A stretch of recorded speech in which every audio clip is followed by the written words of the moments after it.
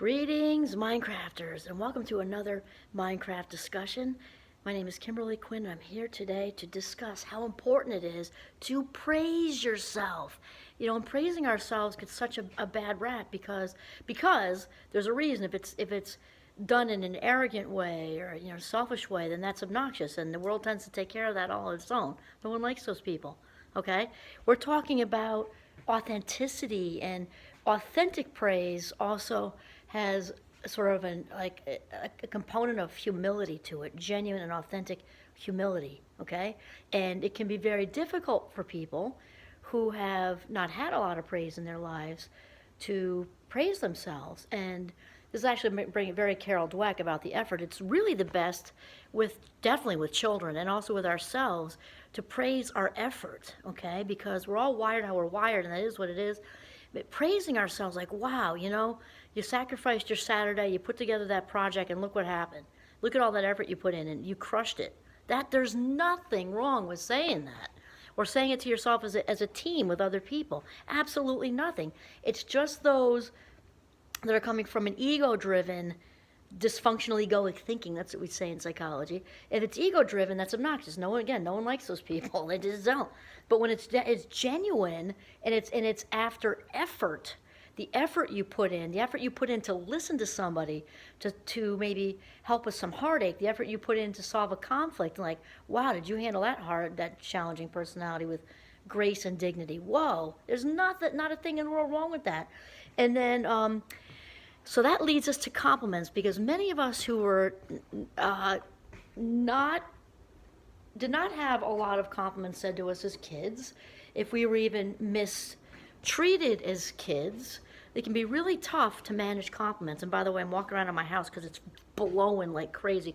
That wind could lift me up and off the planet right now.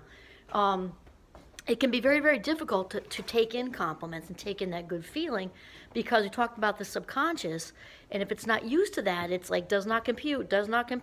Will Robinson, that was back to Lost in Space. It has dated myself, but I don't care. I'm a fabulous 57. The whole point is it tries to spit it out. And I think it was Bruce Lipton or whatever, we talked about how the subconscious does that, just like with the phone. When we enter a word into the iPhone or the whatever phone, and it doesn't recognize it, it's like spell checks and spits something back out. The subconscious does that same thing. So we try to give it, I am smart, I am worthy, I'm intelligent, I am creative. You're talking in the mirror, or in the car, wherever you are. And the subconscious is like, oh, I don't recognize intelligent. Spell check, and it comes up with something that's not even remotely close. So we've got to reprogram that stuff, and we do that by lots of repetition. The thoughts we come in, the words we choose. Remember we talked about the seeds thing. Seeds, the sun, and we grow our new subconscious programming, okay? So we have accept the compliments, and then remember, let the good in. We've got to let it in, even if it's uncomfortable.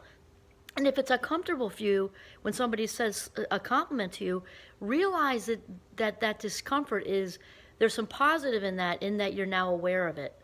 Because if you're not aware of it, that's when it's dangerous, when it's just locked in the vault. Now that it's come to the surface, that's the good news, because you can release it once you know about it. That's the good news. And then you wrap around yourself with compassion. This person just said something so incredibly nurturing to my spirit, and it's uncomfortable for me. Then you wrap around yourself, tell yourself, I love you. It must have been so hard all these years that was locked in there and leading to different interactions and behaviors that attracted more shame. And that's been so hard. And you've done really, really well with it. And now, good for you. You're in a place where you can now take it in. You're along the authentic path, you've gotten healthier, you've healed, and now you're in a place where you can take it in. Good for you. Good for you. This is what we're talking about with praise, which is accompanied by compassion. Okay? And then, one thing I do with my mind crafters, when we do resilience, we do this thing. We go around the room, and of course they can pass if they're not feeling comfortable with it. I definitely allow that for sure. And we do three things. So three strengths. So I want you to just think about this in your head. This is the I am, I can, I have exercise. So I am. And for example, we can say I am kind. Think of something you are right now. I am what? Blank. Kind, strong, hardworking, resilient, blah, blah, blah, blah, blah. Okay? The next one, I can. Think of another one. Right now, right with me right now, I can what? I can reach out for help, right? I can actively listen to people. I can persevere. I can do anything I set my mind to. Yes, okay? And then lastly is I have. So what do I have? I have a supportive family. I have a, and this is, I love this one. I have a family that I created myself to kind of swap out from the old, the original one, which didn't work so well for me. The one I was born into. Friends, partner, golden retriever. I have guts. I have courage. I have strength. I have a tenacious work ethic. Okay? I am strong. I can persevere.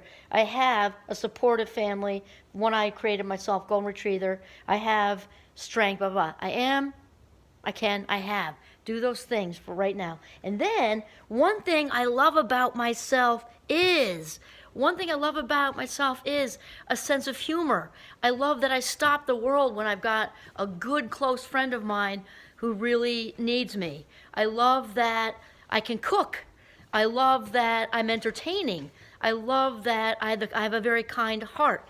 I love that I have a lot of empathy going on for people, and I'm a global thinker. Okay, what I like about myself, what I love about myself most.